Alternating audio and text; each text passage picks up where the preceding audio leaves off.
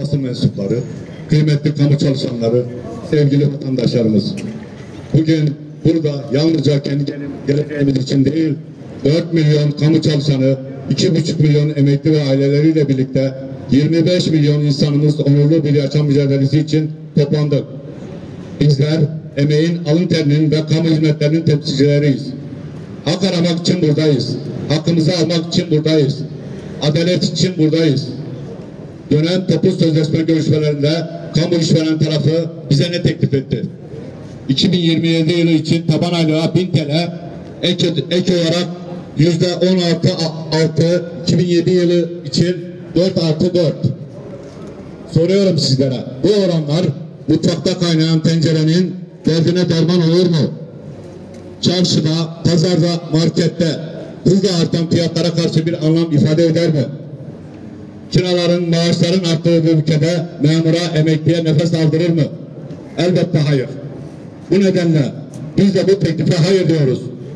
Bu teklif ne memurun ne emeklinin sofrasına çare olur ne de yarasına merhem. Bu teklif milyonların alın terini yok sayan bir tekliftir. O yüzden biz bu teklifi reddettik. Bugün de meydanlarda yüksek sesle reddediyoruz. Ekonomik gerçekler ortada. Akaryakıta gelen zamlar, vergilerdeki ve cezalardaki artışlar, markette, pazarda uçan fiyatlar, zorunlu tüketim mallarındaki fahiş artışlar. Hepsi açıklanan enflasyonun çok üzerinde. Kiralar, memur maaşlarının edip geçmiş durumda. Büyük şehirlerde ve kıyı bölgelerde memur barınamıyor. Bir gerçeğin altını özellikle çiziyoruz. Memur ve emekli maaşları bugün insanca yaşamaya yetmiyor. Maaşlar her ay eriyor. Emeklilerimiz temel ihtiyaçlarını karşılamakta zorlanıyor. Bu yüzden 2026 yılı için %88.6, 2027 yılı için %45.2 oranında zam talebimizi masaya koyduk.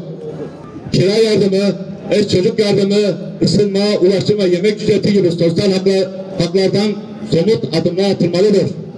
Maaşlar hayali tahminlere göre değil, markete, pazarda kirada yaşadığımız gerçeğe göre belirlenmelidir.